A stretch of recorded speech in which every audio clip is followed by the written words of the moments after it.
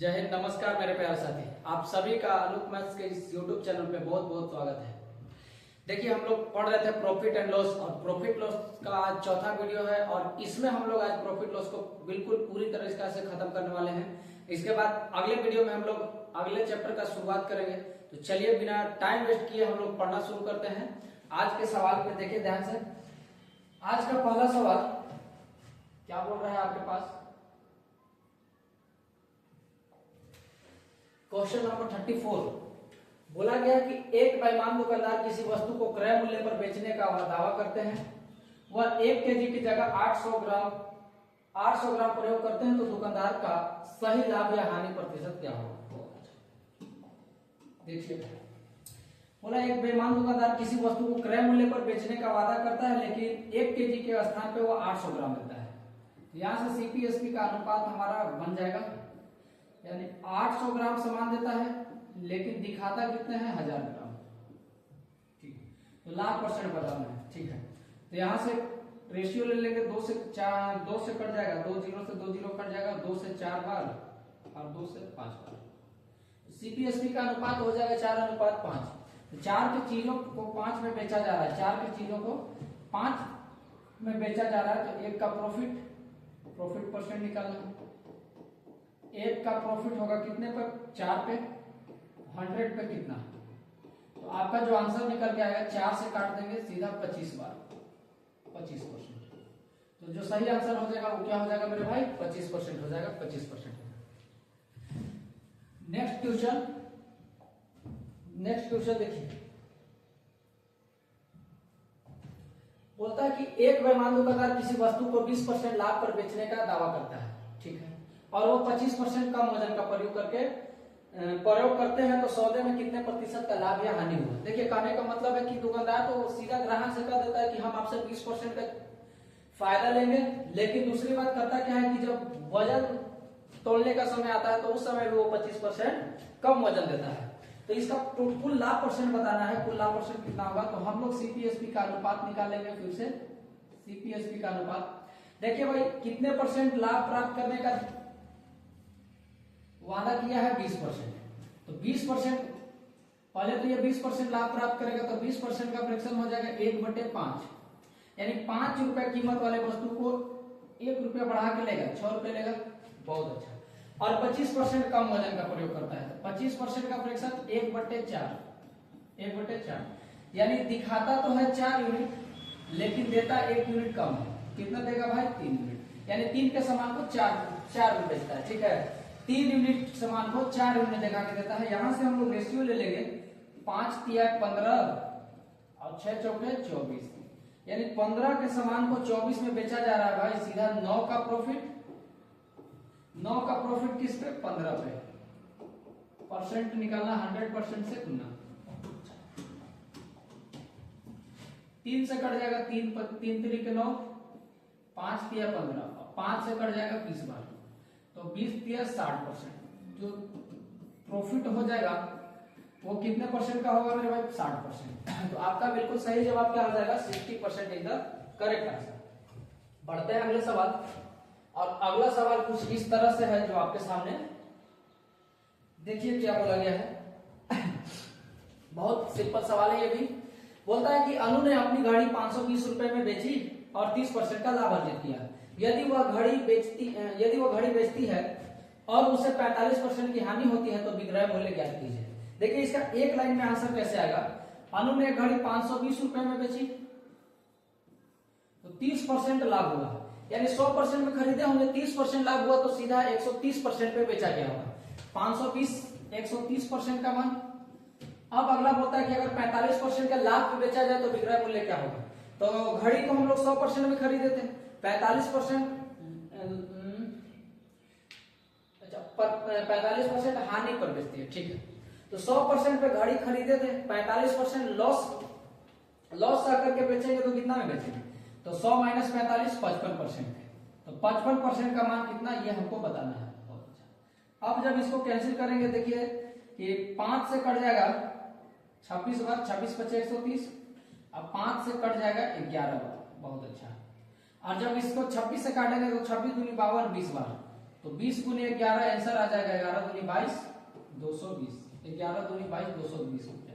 यानी जब वो वस्तु को 45% के लॉस पर बेचेगी तो कितना में बेचा जाएगा 220 रुपए में। आपका डी आपका सही आंसर हो जाएगा। देखते हैं अगला क्वेश्चन। अगला क्वेश्चन कुछ इस तरह से है जो आपके सामने बोला गया है, एक बार पढ़िए जरा। बोलता है दिनेश ने कुछ नींबू खरीदे और उसने दो के लिए 3 नींबू खरीदे। बहुत अच्छा, 2 के लिए 3 नींबू खरीदे। उसने सभी नींबू बेच दिए और 25% लाभ अर्जित किया। उसने सभी नींबू किस दर पे बेचा?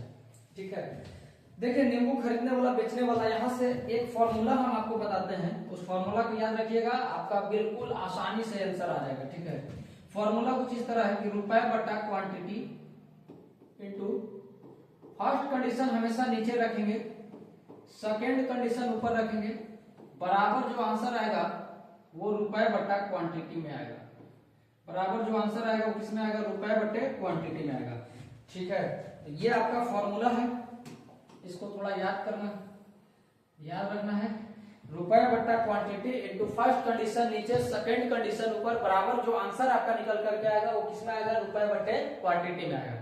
अब इसका मतलब क्या होता है? जैसे अगर आप 10 रुपए में 2 चॉकलेट खरीदते हैं, अगर आप 10 रुपए में 2 चॉकलेट खरीदते हैं तो एक चॉकलेट कितने का होगा? तो आप बोलोगे 5 रुपए। तो आपने किया क्या? 10 रुपया को ऊपर रखा, 10 रुपया को ऊपर रखा, और 10 रुपए में 2 चॉकलेट था उसको नीचे रखे।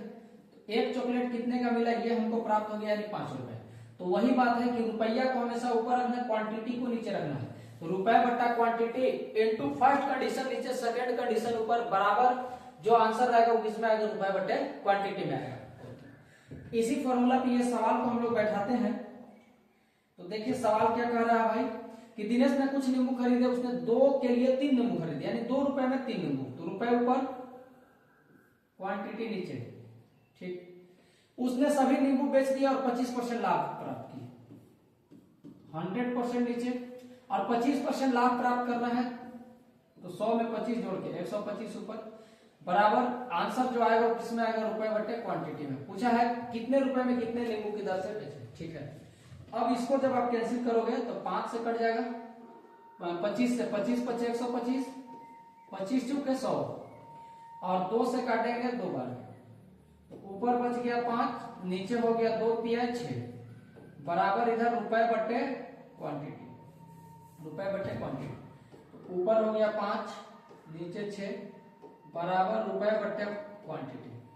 यानी 5 रुपए में 6 की दर से बेचे, 5 रुपए में 6 चॉकलेट बेचे हैं। तो आंसर आ जाएगा 6 of 5, 6 4 5। ऑप्शन नंबर क्या हो जाएगा? आपका सी बिल्कुल सही जवाब हो जाएगा। इसी फॉर्मूला पे हम लोग बैठा देंगे। अगला देखिए ध्यान से। दीपक ने कुछ नींबू खरीदे, उसने साथ में 5 नींबू खरीदे, उसने सभी नींबू बेच दिए। यदि उसने 3 के लिए 2 नींबू बेचे तो पूरे लेन देन में प्रतिशत लाभ क्या है? देखिए इसको उस फॉर्मूले से भी बना सकते हैं, लेकिन इसको और तरीका है कि इसको फॉर्मूला से ना बना के आप दूसरे तरीका से भी बना सकते हैं। सीपीएसपी से ध्यान से देखिए कैसे बनाएंगे। ये बोला है कि साथ में 5 नींबू खरीदे, तो सीपी इसका क्या हो जाएगा भाई? 7 रुपए में 5 की दर से, यानी 7 रुपए में 5 नींबू खरीदे हैं। यदि उसने 3 रुपए में 2 के दर से बेच दिया तो एसपी हो जाएगा कि हर 3 रुपए में 2 नींबू बेचे हैं, 3 रुपए में 2 नींबू बेचे हैं। बहुत बढ़िया। तो अब यहां से करना क्या होता है? बोला है कि पूरे लेन देन में लाभ प्रतिशत क्या होगा। इसमें करना यही है कि हमेशा आर्टिकल को बराबर करो। ठीक है, हमेशा आर्टिकल को क्या करते हैं? बराबर। ये आपका रुपए है और ये आपका क्वांटिटी है। ठीक है, ये आपका आर्टिकल है। बहुत अच्छा, कितने आर्टिकल खरीदे, इसको हमेशा बराबर करना है। तो यहाँ 5 आर्टिकल, यहाँ 2 आर्टिकल है, तो इसको बराबर करेंगे।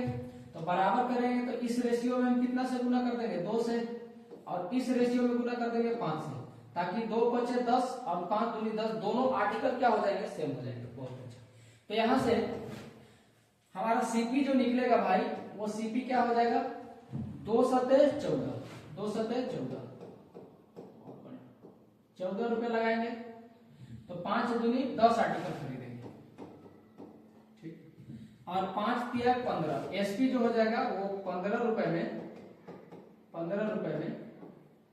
5 दूनी 10 आर्टिकल बेच देंगे। यानी 10 खरीदे 10 बेच दिए। ठीक, अब यहाँ रुपया का खेला है। रुपया में देखिए कि खरीदे थे 10 आर्टिकल, खरीदे थे 14 रुपए में, और जब 10 आर्टिकल बेचे तो मिला 15 रुपया, यानी 14 रुपए के वस्तु को 15 में बेचा। 14 रुपए वाले वस्तु को हमने 15 में बेचा, तो प्रॉफिट कितने का हुआ भाई? प्रॉफिट परसेंट निकाल देंगे। प्रॉफिट जो हुआ 1 रुपए का प्रॉफिट हुआ, किस पे हुआ? 14 पे। परसेंट निकाला 100% से गुना। ठीक, अब जब इसको कैंसिल करेंगे 2 से कट जाएगा 7 बार, 2 से कट जाएगा 50 बार, तो जो आपका प्रॉफिट परसेंट निकल के आएगा वो 50/7%, जिसे हम लोग 7 गुणा 7 से भाग देंगे, 7 7 49, 1 बचेगा, 7 गुणा 1/7% बोल सकते हैं। जो आपका ऑप्शन 7% के आसपास में 7% आंसर हो जाएगा, क्योंकि इंटीजर में आपका आंसर दिया गया है। ठीक है, तो जो आपका आंसर निकल के आएगा मेरे भाई वो क्या आएगा? 7%। ठीक है, अब इसके बाद अगला सवाल, अगला क्वेश्चन कह रहा है कि एक वस्तु को 832 रुपए में बेचने पर अर्जित लाभ उसी वस्तु को 448 रुपए में बेचने पर हुए नुकसान के बराबर है। तो 50% लाभ अर्जित करने के लिए किसी वस्तु का विक्रय मूल्य कितना है, क्या होना चाहिए? ये सवाल भी बिल्कुल सिंपल सा सवाल है। अब इसका तरीका क्या होता है उसको जरा हम लोग देखते हैं। बोला एक वस्तु को 832 रुपए में बेचने पर अर्जित लाभ, पहले हम लोग 832 रुपए में बेच रहे हैं। ठीक है, 832 रुपए में बेचने पर उतना ही लाभ होता है जितना इसको 448 रुपए में बेचने पर हानि होता है। यानी 448 में बेचेंगे तो हानि होगा, 832 में बेचेंगे लाभ होगा। ठीक है, यानी जो क्रय मूल्य होगा ये दोनों को कहीं ना कहीं बीच में होगा। क्रय मूल्य जो होगा वो ये दोनों के बीच में होगा, यानी सीपी कहीं बीच में होगा। ठीक है, बहुत बढ़िया। ठीक है, अब सीपी जितना में खरीदे होंगे उससे अगर 832 में बेचते हैं तो जितना लाभ यहाँ हो रहा है 448 में बेचने पर उतना ही हानि यहाँ हो रहा है। मतलब अगर 1 यूनिट का इधर प्रॉफिट हो रहा है, सीपी से अगर 832 रुपए में बेचते हैं तो सीपी से जितना ज्यादा 1 यूनिट है, तो इधर 448 में बेचने पर उतना ही हानि हो रहा है, यानी 1 यूनिट का ही हानि हो रहा है। क्लियर बात? इधर 1 यूनिट का हानि 1 यूनिट के लाभ के बराबर। अब यहाँ से दोनों के बीच में तो गैप हुआ भाई, 1 और 1 कितने यूनिट का होगा? 2 यूनिट का। लेकिन यहाँ से रुपया में दोनों के बीच में कितने का गैप है? तो रुपया में जब चेक करते हैं तो 12 में से 8 जाएगा। देखिए 12 में से 8 जाएगा तो 4, और यहाँ 2 बचेगा तो हासिल लेंगे 12 हो जाएगा। 12 में से 4 जाएगा 8, और यहाँ 7 में से 4 जाएगा 3। ये सही है? एक बार चेक करते हैं। 12 में से 8 में से 2 जाएगा, नहीं 12 में से 8 जाएगा 4, 12 में से 4 जाएगा 8, और यहाँ 7 बचा, 7 में से 4 जाएगा 3, 384। और 384 कितने यूनिट में बटा है? 2 यूनिट में। तो 2 यूनिट का भाई मेरे भाई कितना मान हो गया? 2 यूनिट का मान 384। तो 1 यूनिट का मान कितना हो गया?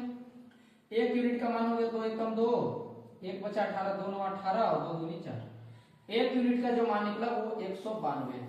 ठीक, 1 यूनिट का मान कितना है? 192। बहुत बढ़िया। तो 1 यूनिट का मान 192। तो अगर आपसे अगर पूछता कि हमको सीपी बताइए, क्रय मूल्य कितना है, तो क्रय मूल्य या तो 832 में से 1 यूनिट का मान घटा देते तो भी सीपी आता। ठीक है, या और 448 में 1 यूनिट का मान जोड़ देंगे तो भी सीपी आएगा। तो सीपी कितना हो जाएगा? 448 में 192 जोड़ देते हैं। 448 रुपए में 192 रुपए जोड़ेंगे तो ये जो हमारा निकल के आएगा ये सीपी निकल के आएगा। तो कुल सीपी कितना हो जाएगा भाई? इसको जरा जोड़िएगा। 8 2 10 के 0 हासिल है, 4 9 13 14 का 4 हासिल है, 4 1 5 और 1 हासिल 6, यानी उसका क्रय मूल्य जो है 640 रुपए। क्रय मूल्य जो है वो हमेशा कितना है? 640 रुपए। हमसे पूछा है कि वस्तु 50% लाभ अर्जित करने पर, यानी अगर इसको हम 50% का प्रॉफिट पे बेचे तो इसका विक्रय मूल्य क्या होगा ये आपको बताना है। आइए, सीपी जो होता है वो हमेशा 100% होता है, इसको तो आप लोग भूल नहीं सकते हैं। तो 640 100% का मान है, 50% प्रॉफिट करना है, 150% पे बेचना पड़ेगा। तो जब यहां से आप सोल्व करोगे भाई तो 50 दूनी 100 और 50 तिया 150, और 2 से काटेंगे तो 2 तिया 6, 2 तिया 6, 2 दूनी 4, 320। 320 गुने 3 करेंगे तो जो एसपी हो जाएगा 32 तिया 96, यानी 960 रुपया होगा। कितना होगा मेरे भाई? 960 रुपया। तो जो आपका आंसर निकल के आएगा वो कितना आएगा 960 रुपए। ऑप्शन ए आपका बिल्कुल करेक्ट आंसर हो जाएगा। उम्मीद है समझ गए होंगे। बढ़ते हैं अगले सवाल की तरफ। अगला सवाल जरा एक बार देखिए, अगला सवाल क्या कह रहा है, ध्यान देंगे। मतलब एक वस्तु को 900 में बेचने पर अर्जित लाभ उसी वस्तु को 600 में बेचने पर हुई हानि का दुगना है। यानी 600 में बेचेंगे तो हानि हो जाएगा और 900 में बेचते हैं तो लाभ होता है। तो बीच में कहीं ना कहीं सीपी रहा होगा, हाँ या ना? तो बीच में कहीं ना कहीं सीपी होगा। बहुत बढ़िया। अब यहां से ध्यान से देखिए, अब सवाल को थोड़ा सा पढ़िएगा, ठीक है? सवाल को पढ़ेंगे तो बोला है कि 900 में बेचने पर अर्जित लाभ जो है वस्तु को 600 में बेचने पर हानि का दुगना है। यानी अगर 600 में बेचने पर 1 यूनिट का हानि होता है तो 900 में बेचने पर इसका डबल लाभ होता है, यानी 2 यूनिट का लाभ होता है। क्लियर? यानी जब इधर लॉस 600 में बेचने पर 1 यूनिट का लॉस होगा तो 900 में बेचने पर 1 का डबल 2 यूनिट का प्रॉफिट हो जाएगा। तो यहाँ से दोनों के बीच में गैप कितना हुआ भाई? 1 यूनिट इधर कम है, 2 यूनिट इधर ज्यादा है, यानी टोटल 3 यूनिट का कमी हुआ। अब यहाँ मैथ मत लगा दीजिएगा, 2 प्लस माइनस यहाँ पे 1 हो जाएगा, ठीक है? क्योंकि यहाँ से यहाँ पहुंचने के लिए 1 यूनिट चलना पड़ेगा और 2 यूनिट इधर चलना पड़ेगा, तो कुल 3 यूनिट का गैप हुआ। लेकिन रुपए में कितने का गैप है मेरे भाई? 6 और 9 300 का गैप है। तो 2 यूनिट रिप्रेजेंट कर रहा है कितने को? 300 को। 2 यूनिट 300 को। तो 1 यूनिट कितना रिप्रेजेंट करेगा? 2 से काट देंगे 150। तो 1 यूनिट का जो मान आएगा वो कितना आएगा? 150 आएगा। 1 यूनिट का जो मान आएगा वो हमारे पास कितना निकल के आया? 150 रुपए। बहुत बढ़िया। अब हम सीपी निकालेंगे। तो यहां से हमारा सीपी क्या हो जाएगा भाई? सीपी जो हो जाएगा, या तो 600 में 1 यूनिट जोड़ दीजिए तो सीपी निकलेगा, नहीं तो 9 में से 2 यूनिट घटा दीजिए। 1 यूनिट का मान 150 तो 2 यूनिट का मान 300 घटाइएगा तो कितना आएगा? 9। ओहो 6 3 9, अच्छा गलती हो गया, यहाँ थोड़ा मिस्टेक हो गया भाई। देखिए 1 यूनिट और 2 यूनिट 3 यूनिट है और 3 यूनिट रिप्रेजेंट करना है कितने को? दोनों का गैप कितना है? 300। तो 3 यूनिट का मान 300, तो 1 यूनिट का मान कितना हो जाएगा? 3 से काट देंगे 100। 1 यूनिट जो रिप्रेजेंट करेगा वो कितने को? 100 को। 1 यूनिट का वैल्यू कितना होगा? 100 होगा। बहुत बढ़िया। तो सीपी निकालेंगे। 1 यूनिट 600 में 1 यूनिट जोड़ देंगे तो सीपी निकल जाएगा। तो 600 प्लस 1 यूनिट का मान 100, 100 इसको जोड़ देंगे तो जो आपका सीपी है वो 700 रुपया। यानी वस्तु को खरीदे कितना में है भाई? 700 रुपया में। 700 रुपया में वस्तु को खरीदे। अब बोला है 40% लाभ अर्जित करने के लिए विक्रय मूल्य क्या होना चाहिए? बहुत अच्छा, 40% लाभ करना है। यानी 700 जो है तो हमेशा 100% का मान होता है। 40% लाभ करना है, 140% पे बेचेंगे। देखिए इसको काट देंगे, 0 से 0 कट जाएगा तो इधर 14 7 98, तो जो विक्रय मूल्य हो जाएगा 14 7 98 और 1 0 यानी 980 रुपया हो जाएगा। तो जो आपका आंसर निकल के आएगा वो कितना आएगा? 980 रुपए। ऑप्शन नंबर आपका क्या सही हो जाएगा? ए आपका बिल्कुल करेक्ट आंसर हो जाएगा। उम्मीद है समझ रहे होंगे। बढ़ते हैं अगले सवाल की तरफ और आज का ये लास्ट सवाल, और इसके बाद हम लोग प्रॉफिट लॉस को खत्म कर देंगे, ठीक है? अब देखिए बोलता है एक दुकानदार अपने माल को 9% लाभ पर बेचता है। अगर उसने इसे 64 रुपए अधिक में बेचा होता और उसके बाद उसे 13% का फायदा हुआ, उसका सीपी ज्ञात करना है। बहुत अच्छा, देखिए भाई अभी तो वो 9% के लाभ में बेचा है, यानी सीपी 100% होगा, हाँ। और अभी जो बेचा है भाई वो कितने पे बेचा है? तो 9% के लाभ पे। तो बेचा कितने पे है? 109% पे। लेकिन अभी जितना भी बेचा है उससे अगर 64 रुपया और ज्यादा में बेचता है, कितने रुपए में? 64 रुपए और ज्यादा में बेचता है तो उसको 13% का फायदा होता है। यानी 100% के सामान को वो 13% का फायदा लेके 113% में बेचता है, ठीक है? तो यहां से ध्यान दोगे कि अगर 64 रुपया, ध्यान से देखेंगे, पहले 9% के लाभ पे बेच रहा था, लेकिन अब 64 रुपया अधिक बेचने की वजह से, 64 रुपया अधिक लेने की वजह से 109% से फायदा 113% हो गया, यानी 4% का इंक्रीज हो गया। यहाँ ध्यान से देखेंगे तो 4% का एक्स्ट्रा फायदा हो रहा है, किसका वजह से? इस 64 रुपया के वजह से। यानी 4% का मान कितना है मेरे भाई? 64। 4% का मान कितना है? 64। बहुत बढ़िया। 4% का मान कितना है 64 रुपया। तो 1% का मान कितना होगा, 1% का मान कितना होगा 64/4, 64/4 यानी 16 चौके 64, 16 रुपये। 1% का मान कितना होगा मेरे दोस्त 16 रुपये। हमसे पूछा क्या है, हमसे पूछा उसका सीपी बताइए, क्रय मूल्य बताइए। तो क्रय मूल्य तो हमेशा 100% होता है ना, यानी सीपी 100% है, 100%। 1% का मान 16, 100% का मान कितना 16 गुने 100, 1600। आपका जो आंसर निकल के आएगा मेरे दोस्त वो कितना हो जाएगा 1600 रुपए आपका आंसर हो जाएगा। ऑप्शन नंबर बी आपका बिल्कुल करेक्ट आंसर है। तो यहाँ से आज हम लोग प्रॉफिट लॉस को खत्म किए। बाकी आज इतना ही, बाकी अगले वीडियो में हम लोग किसी नेक्स्ट चैप्टर के साथ मिलेंगे। तब तक के लिए सभी को जय हिंद।